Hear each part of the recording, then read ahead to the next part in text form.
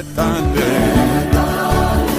ጌታ ሊጎበኝ ይዛ ሊሆንልን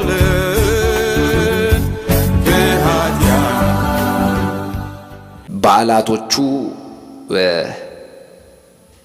የእግዚአብሔር ነገር የሌለባቸው እግዚአብሔር አክብሩ ያላላቸው መጽሐፍ ቅዱስ ላይ እነዚህም በዓል እንድናከብር ምንም አይነት ነገር ያልተሰጠን ያልተቀበልነው በዓል ከእግዚአብሔር ያልተቀበልነው እና ሐዋርያው ጳውሎስ ያልሰጡን እነ ጴጥሮስ ያልሰጡን ሐዋርያቱ በጠቅላላው እንዲህ አይነት በዓል አለና አክብሩ ብለው ያልሰጡን በዓላት ሐዋርያቱ ብቻ ሳይሆን የሐዋርያቱ ተከታዮችም ከነሱ ቀጥሎ ወንጌልን የተቀበሉት በሁለተኛው መቶ ክፍለ ዘመንና በሶስተኛው መቶ ክፍለ ዘመን ላይ የነበሩ ሰዎችም ስለዚህ በዓል ምንም አይነት መረጃ የሌላቸው መሆኑን እናውቃለን። ምንም አይነት መረጃ የላቸው። እንዲህ አይነት በዓል እንደው ሰምተው ማያውቁ ናቸው።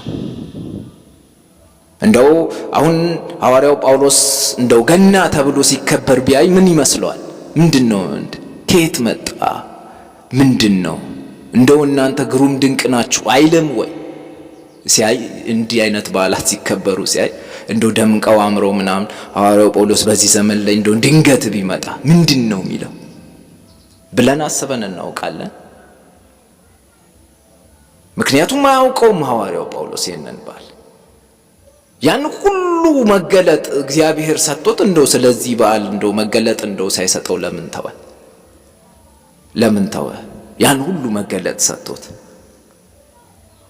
እና እነዚህ ነገሮች እንደ ባለ አእምሮ ሰው ምክንያቱም መጽሐፍ ቅዱስ እንደ ባለ አእምሮ አስቡ ነው የሚለው እና አእምሮ እንዳለን ሰዎች እንድናስብ ነው። በዓል አንዳንዴ አጉል የሆኑ ነገሮችን ባናደርግ ክርክር ውስጥ ባንገባ እንደው ኢየሱስ የተወለደው እንደው መጽሐፍ ቅዱስ ውስጥ ነው እያልን አጉል ሰጣ ገባ ውስጥ ሳይሆን መጽሐፍ ቅዱስ ውስጥ የለም አምነን ማለት ነው።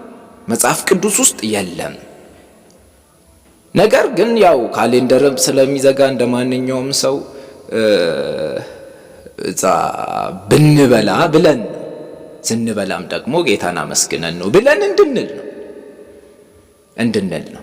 አይ የማይበላ ደግሞ አለና እሱን ደግሞ ጣት እየጠቆምን ይሄማ በጭራሽ በጌታ ያልሆነ ሰው ነው ምናምን እንዳንጠቋቆም ማለት ነው። ከዚህ አይነት ነገር ወጥተን ወንጌል ማለት ያ ጉዳይ ሳይሆን ወንጌል ማለት ስለ ልጁ ኢየሱስ ክርስቶስ ሞትና ትንሣኤ የሚናገር ነው። ትልቅ ጉዳይ ነው ወንጌል።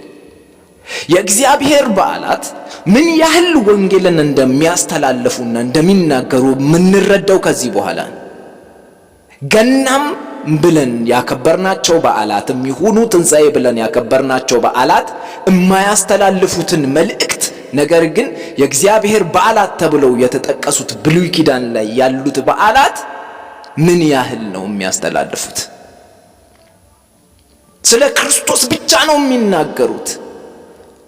ስለምንበላው ስለምንጠጣውና እንደዚሁም ደግሞ ስለ ሽርጉዱ ምንም የሚሉት ነገር የለም። እንደው ገናን ስታከብሩ እዚህ ጋር እንደዚህ ምናምን እዚህ ቦግብልጩ ዲምላይቱ እዚህ ጋር ይሁን ከዛም በኋላ ገና እንደዚህ ነው ስጦታዎች አሉት ስጦታ በዚህ ቀን ይሰጣል ስጦቶቹን ይሄንን መልክ ይዛሉ እያለ አያወራም። በዓሉ የሚከበረው በጌታ ስም ነው።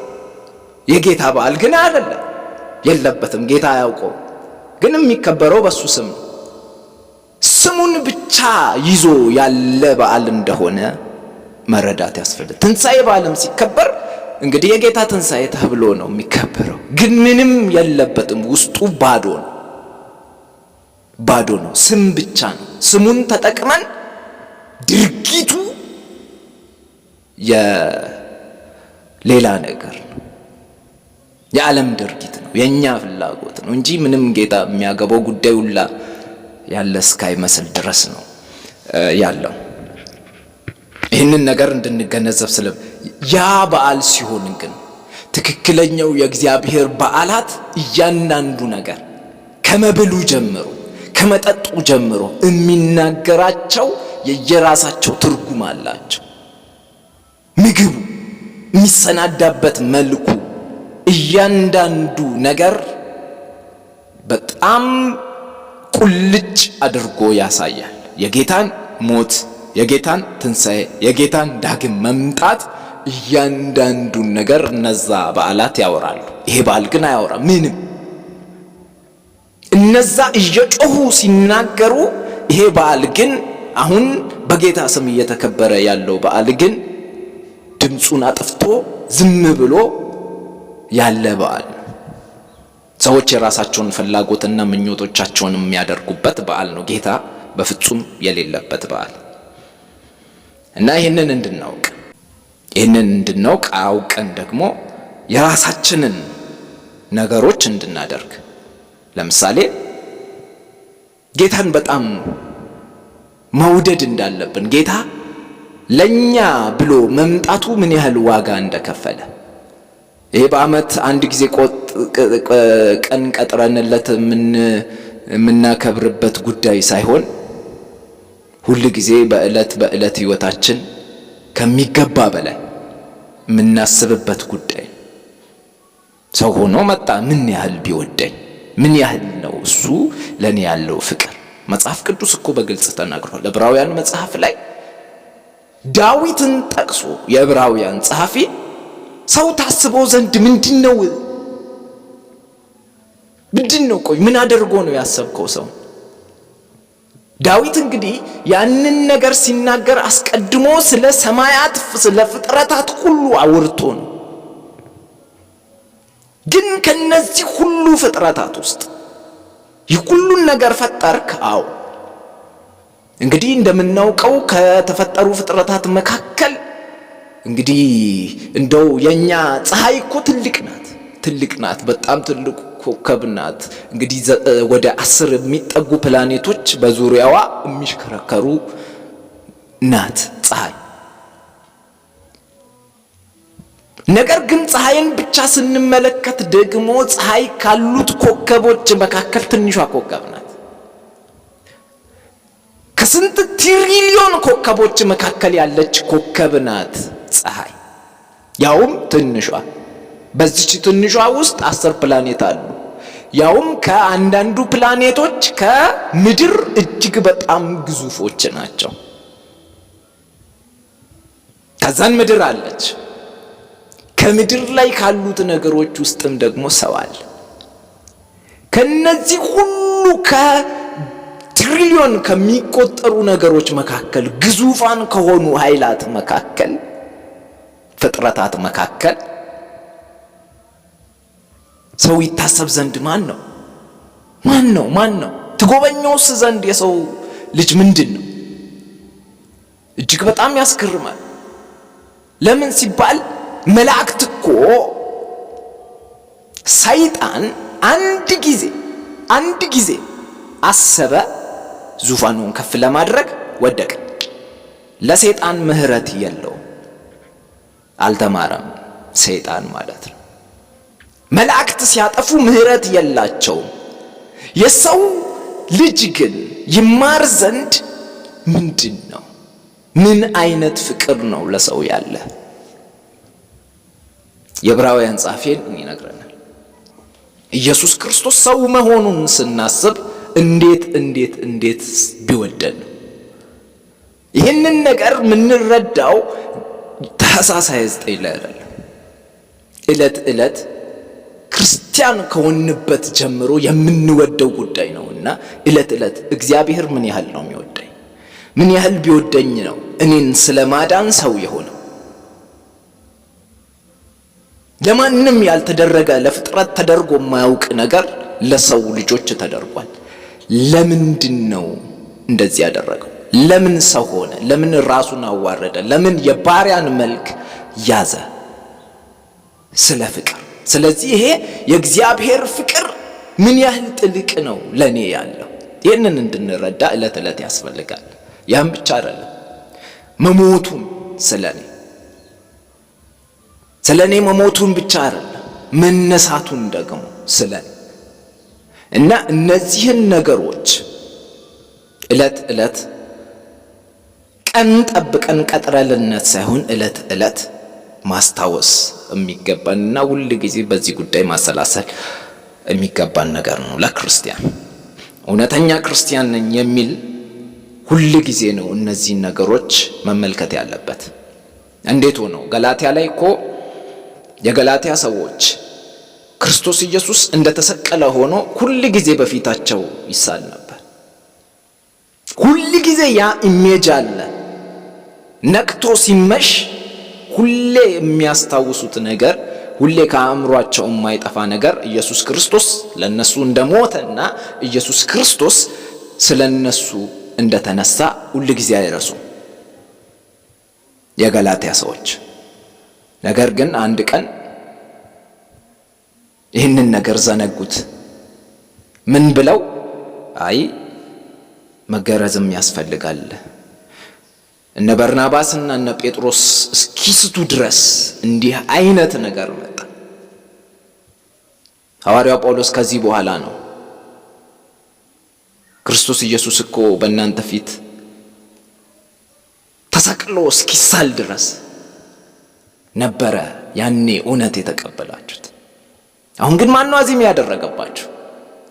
ለእውነት እንዳትታዘዙ ማን ነው አዚም ያደረገባችሁ ይላቸዋል ገላትያዎችን። ክርስቲያን፣ ትክክለኛ ክርስቲያን ሁል ጊዜ የሚያስበው እንደዚህ አይነት ነገር ምን ያህል እግዚአብሔር እሱን እንደወደደ በዚህ መውደድ ውስጥ በዚህ በእግዚአብሔር ፍቅር ውስጥ ነውና ያለው ተስፋ፣ በዚህ በእግዚአብሔር ፍቅር ውስጥ ነውና የመኖሩ ጉዳይና ምስጢር ያለው ተስፋው ነው፣ ውርሱ ነው የክርስቲያን። ስለዚህ ስለ ልጅነት ስናስብ ሁል ጊዜ እነዚህን ወራሽ ነኝ ስንል ይህን ነገር ስላለ ነው። እንዴት ነው አንድ ቀን መድበን ይህን ነገር እናስብ እንችላለን? ስለዚህ ሁሉም ነገር ሐዋርያው ጳውሎስ እንዳለው ሁሉን ነገር ስታደርጉ ለእግዚአብሔር ክብር አድርጉት። እንግዲህ የምትበሉና የምትጠጡም ለእግዚአብሔር ክብር አድርጉት እያንዳንዱን ነገር ብሏል ሐዋርያው ጳውሎስ። ስለዚህ ከዛ አንጻር እንድናደርገው እንግዲህ እንዲሆን ነው።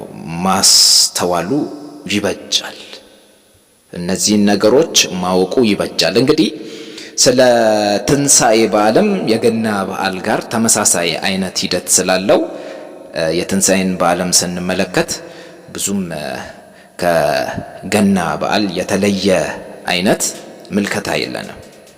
ከገና በዓል የሚለይበት ነገር የለም እና የገናን በዓል ስንመለከት ሳቱርናሊያ ከሚል የሮም አማልክት የተወሰደ ነው ብለናል።